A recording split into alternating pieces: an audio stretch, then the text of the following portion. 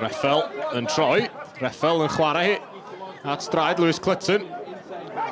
Harling mewn lle, ac yn ei chwarae hi mlaen, yn ôl at Lewis Clutton. Ergyd dda, ond arbediad campus gan Connor Roberts. A chyfle cynnar i Penybont. Clutton ar ergyd. Pasg yn gorfod i chlirio hi. Josh Daniels yn ennill y peniad unwaith eto. Mae o wedi ennill tipyn o'r hynna'n yr awyr heddiw. Yn barod, brobl i McManus. Os le i McManus ar gydio, McManus yn codi hwnna'n hyfryd dros Alex Pennock. Ac am gol Declan McManus o ongl dyn. Ond oedd hynny ddim am ei rwystro fo. 5 gol ar hugain iddo fo y tymor yma yn y Cymru Premier, a honna, mae'n siŵr, yn un o'r goreuon. Y Seintiau Newydd yn cadw meddiant yn dda yn fan hyn. Brobl ar bas i'r canol at McManus ac yn ei derbyn hi'n ôl ac yn ergyd sy'n taro'r postyn gan Ryan Brobl. Mi gafodd Alex Pennock y cyffyrddiad lleia iddi, dwi'n meddwl, ond am symudiad gan y Seintiau Newydd. Kane Owen yn ôl at Nathan Wood. Wood ddim yn ei chlirio hi. A mae disgyn yn garedig i Declan McManus yn cichodi hi i'r cwrt. Ac mae honna yn beniad hyfryd gan Danny Redmond i ddyblu mantais y Seintiau Newydd. Ac yn sydyn reit, mae'n edrych yn gyffyrddus i'r ymwelwyr. Mae Gastols ar peniad i Williams. Williams ar bas yna'n unfler. Yn ei rhoi hi'n syth i Kane Owen. Kane Owen yn siapio i danio hon. Mae disgyn i Reffel. Ac yng nghefn y rhwyd yn y diwedd. Gan Cian Reffel. Mae gan Penybont gol yn ôl. Da ni wedi chwarae rhyw 10 munud o'r ail hanner. A Reffel oedd yno i fanteisio. Harling. Yn gorfod dod yn ôl ac yn colli'r bel ac yn cicio allan a Ryan Brobl yn fanna. Lewis Harling ac mae'n Gerdyn Melyn i Harling. Mae Brobl yn gandryll. Mi oedd hwnna yn gic bwriadol gan Harling allan ar Brobl. Brobl yn erbyn Sean MacDonald yn fan hyn. Yn ei droi o un ffordd ar llall ac yn croesi i'r postyn bella, peniad gadar. A honna bron i gefn y rhwyd gan Ash Baker. Yr eilydd arbediad da gan Alex Pennock. Brobl ar gic i'r postyn bella. A mae yno yng nghefn y rhwyd. Ash Baker yr eilydd yn manteisio ar y bel lac. Ac mae'n disgyn y garedig i Baker sy'n tanio hi i gefn y rhwyd.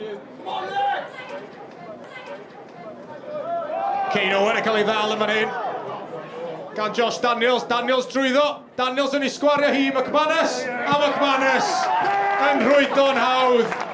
Mae bedwaredd yn syth ar ôl y drydedd. A Kane Owen yn gwybod i fod o ar fain fan'na. Daniels yn manteisio. A McManus yn cymryd i amser o cyn gosod hwnna i gefn y rhwyd. Yn ôl i Hudson. Lle gan Brobl rwan i droi. Brobl ar bas ymlaen i Danny Davies yn y cwrt cosbi. Davies i gornel y rhwyd ac mae'n 5. Ac mae hon yn fuddugoliaeth swmpus i'r Seintiau Newydd rwan. Pas capus go iawn iddyn nhw. Clutton. Snaith i Kai Whitmore. Mae yna symudiad da gan Penybont yn fan hyn. A mae Sam Snaith i mewn i'r cwrt cosbi. Snaith ar draws. Wood ar ergyd yna i gefn y rhwyd gan Nathan Wood. Mi oedd hi'n ergyd acrobataidd chwarae teg. Mi oedd rhaid iddo fo drio ymestyn y tu ôl i'w hun i gael honna. Convincing win for you in the end. Another stellar performance. Yeah, well, there was in patches. Yeah, I think as a whole we were really good today. I think the pace of the game almost caught us out a little bit early doors. I think Conn's made a couple of good saves. Paskey's made a really good block, and I think if that doesn't happen, it's potentially a very different game. But as you say, Penybont always causes problems, and we're well aware of that.